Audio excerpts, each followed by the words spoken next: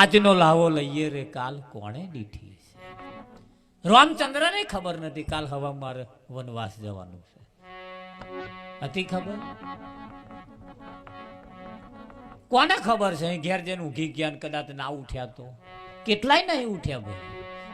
હે હવામાં આમ કહી નાખું તેમ કહી નાખું ફલાણું ઢેકણું કેટલું ચિતરીને બેઠા હતા એ પથારીમાંથી ઉઠ્યા જ નહીં. અને ઘરવાળીએ કે મેં અસર એમના માટે ઢેબરો હાથ બનાવ્યો હતો કે હમણાં ઉઠે ઉઠતું વાટ જોઈને પોગો તે બેહી રહી કે પણ આ તો જો કશું ગોદડું ના હાલ્યું તાર મેં ખેંચ્યું ગોદડું તો જોતા તો અગલા પોલા કરી એને ખબર નહીં કે મારો ને ધણીઓ પતિ જ જોયું. લો શું કરવાનું કશું નહીં મેં ખાટલામાં એવું કે મેં ગોદડું ખેંચ્યું તા કે કશું એટલે આખો પડ્યો તો એવો ને એવો કે તમને કશું નહીં કશ થઈ કહેવાય કે કશું નહીં. તારી વાત સાચી મહારાજ આજે કશું નહીં.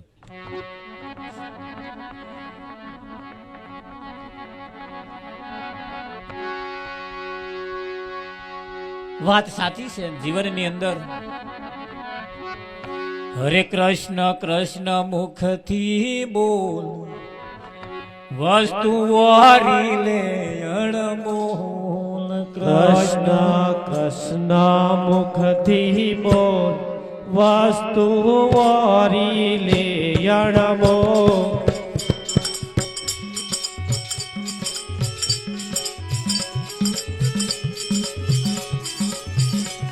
હે કૃષ્ણ કૃષ્ણ મુખથી બોલ વસ્તુ વારી લે અણમોલ. કૃષ્ણ કૃષ્ણ મુખથી બોલ વસ્તુ વારી લે અણમોલ.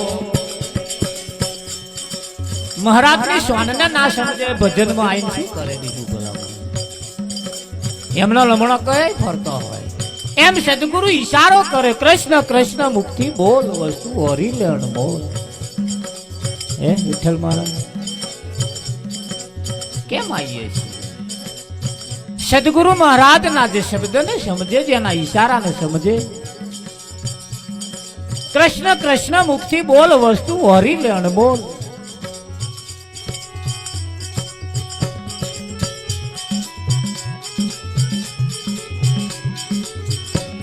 હે કૃષ્ણ કૃષ્ણ મુખથી બોલ વસ્તુ વારી લે અણમોલ. કૃષ્ણ કૃષ્ણ મુખથી બોલ વસ્તુ વારી લે અણમોલ. તારા અંતર પડદા ખોલ વસ્તુ વારી લે અણમોલ. તારા અંતર પડદા ખોલ વસ્તુ વારી લે અણમોલ. તારા અંતર ચક્ષુ ખોલ વસ્તુ વારી લે અણમોલ. તારા અંતર ચક્ષુ ખોલ બાબા વસ્તુ વારી લે અણમોલ. રોકડ નામ તણું છે ના રોકડ નામ તણું છે નાડું રોકડ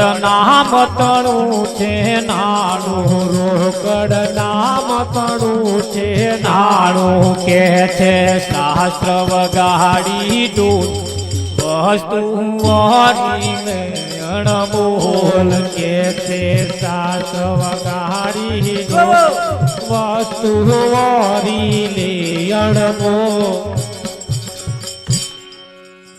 કૃષ્ણ કૃષ્ણ મુખથી બોલ વસ્તુ હરી લે અણમોલ. અણમોલ એટલે જેની કિંમત ના આંકી શકાય એવી વસ્તુ છે. સવારમાં ઉઠીને કદાચ તમે જય બોલતા ગે બોલતા હોઈએ જય શ્રી કૃષ્ણ બોલતા હોય કોઈ જય અંબે બોલતા હોય કોઈ જય રોમાપીર બોલતા હોય કોઈ જય સચ્ચિદાનંદ જે કંઈક બોલતા હોઈએ એ બોલો છો એનીમાં કેટલો બધો સારાંશ કેટલી બધી તાકાત છે. એક બરફની ફેક્ટરી હતી અને આ બરફની ફેક્ટરીની અંદર એક ભગત પરમાત્માનો ભગત દરરોજ નોકરી જાય દરરોજના માટે તે ગેટમાં પહેરે ને તારે પેલા વોચમેન ને જય શ્રી કૃષ્ણ એમ કરીને મય પહેરે. પાછો જયારે નોકરી કરી નેકરે તારે પાછો વોચમેન ને કે જય શ્રી કૃષ્ણ. દરરોજનો આવો નિયમ ઘણા વખત ચાલ્યો. આ વ્યક્તિ જે ભગત હતો, એ જે ફેક્ટરીનો માલિક હતો, એને પાછો વફાદાર હતો. એનું તમામ કારોબાર, ફેક્ટરીની આખી જવાબદારી એના શિરે હતી, એના માથે હતી. અને જે કૃષ્ણને ભજતો હોય ને, એની જવાબદારી આખા ઘરની એના ઉપર જ હોય કે ના? એના ઉપર હોય. આખી ફેક્ટરીની અંદર એક વખત બધે તપાસ કરતો છેલ્લે જ્યારે બહાર નીકળે છે, દરરોજનો આવો નિયમ. જે ફેક્ટરીના ગોડાઉનની અંદર જે બળફ બનવાની જગ્યા હતી, જે ગોડાઉન હતું, એની મય પેઠો અને બનવા સંજોગ બન્યું એવું હોજનો સમય, છૂટવાના સમય, બધા કારીગરો નીકળી ગયા અને આવો મહી પેઠો બધું તપાસ કરવા, લાઈટ ચાલુ છે, મશીન ચાલુ છે, બંધ છે, એવું બધું તપાસ કરવા. અને દરવાજો ખોલીને મહી પ્યાહવું અને અચાનક દરવાજો ઓટોમેટિક બંધ થઈ ગયો. હવે દરવાજો એવો બહારથી ખુલે, મહીથી ના ખુલે. આ બધા દરવાજા બહારથી ખુલે, મહીથી ના ખુલે. જે મહી પેઠો એ ગયો, સમજી લે.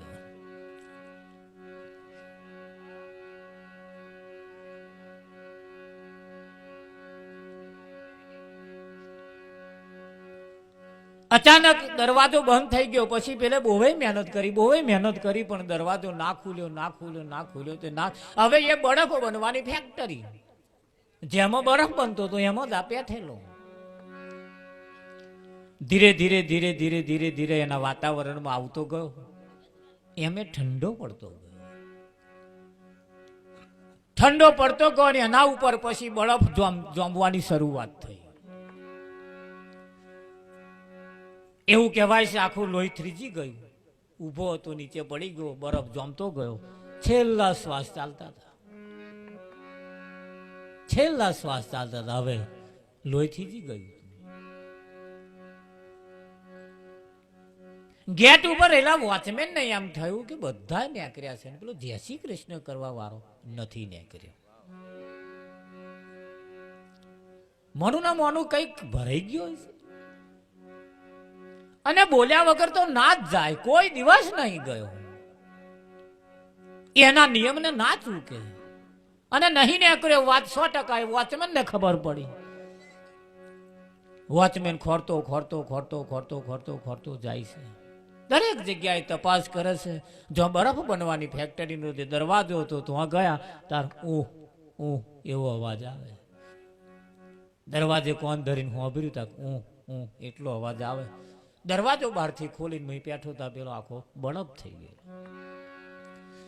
વેલે એને ઉચકી લીધો અને આવી લાઈટ લાગતી હતી તો આગળ લઈ જઈને એને મૂકી દીધો. મોટું હેલોજન હરગાઈ દીધું. લાઈટના વાતાવરણમાં આવવાથી એની ઉપર જે બરફ જામી ગયો તો આગળ તો ગયો, એનું લેવું જે થ્રીજી ગયું હતું એ પરિભ્રમણ કરવાની શરૂઆત થઈ. અડધા કલાકે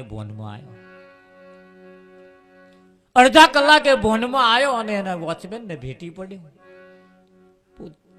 ચોધાર આંસુએ રડવા લાગ્યો